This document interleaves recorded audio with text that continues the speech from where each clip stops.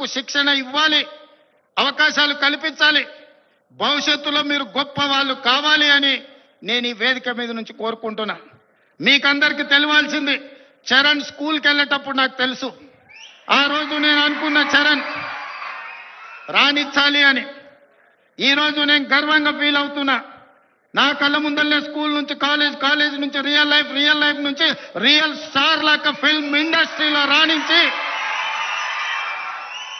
ఈరోజు RRR ద్వారా Oscar అవార్డుని సాధించి దేశానికి ఒక గౌరవాన్ని తెచ్చిపెట్టాడు. అది అంత ఆశామాసిగా వారు సాధించిన విజయం కాదు.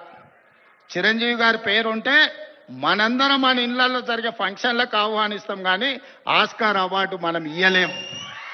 కష్టపడ్డాడు కాబట్టి, రాణించుండు కాబట్టి ఈరోజు ప్రపంచమే ఆస్కార్ అవార్డు ఇచ్చే ఒక యువమిత్రుణ్ణి గౌరవించింది.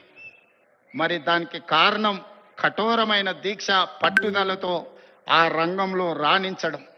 అందుకే మీ అందరికీ ఈరోజు సినిమాలలో వాళ్ళు పోషించే పాత్రలు కాదు, రియల్ వాళ్ళ లైఫ్ని ఆదర్శంగా తీసుకోండి.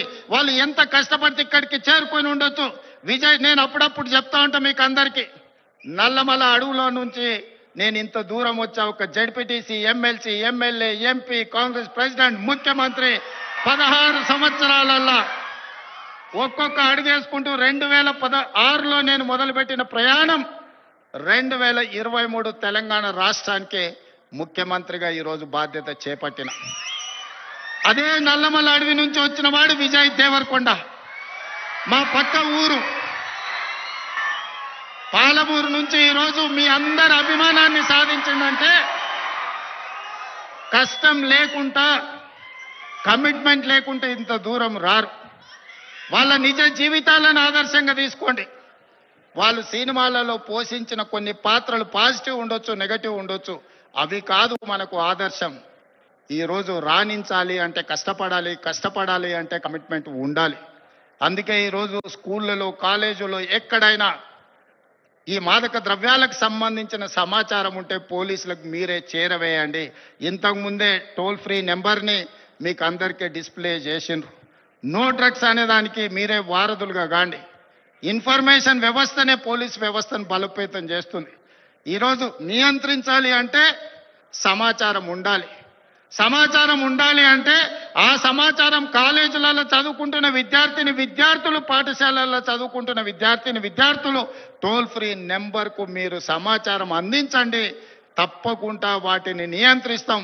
ఈ వేదిక మీద నుంచి పాఠశాల, కళాశాలల యజమానులకు కూడా నేను సూచన చేస్తున్నా, రేపు మీ కళాశాలలో ఇట్లాంటి అసాంఘిక కార్యక్రమాలు జరిగితే దానికి మీరే బాధ్యత వహించాల్సి ఉంటుంది.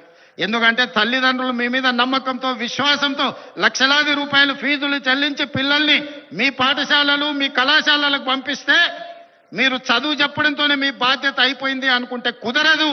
వాళ్ళు ఏ విధంగా వ్యవహరిస్తున్నారో, వాళ్ళు ఎలాంటి వ్యసనాలకు లోనవుతున్నారో పర్యవేక్షించాల్సిన బాధ్యత యాజమాన్యాల మీద ఉన్నది.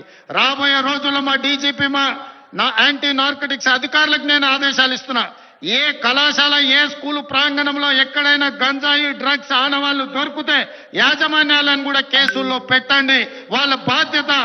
మనము నమ్మి మన పిల్లల్ని వాళ్ళ స్కూళ్ళకు, వాళ్ళ కాలేజీలకు పంపిస్తే లక్షలాది రూపాయల ఫీజులు కడితే వాళ్ళను పర్యవేక్షించకుండా, బాధ్యత తీసుకోకుండా ఫీజులు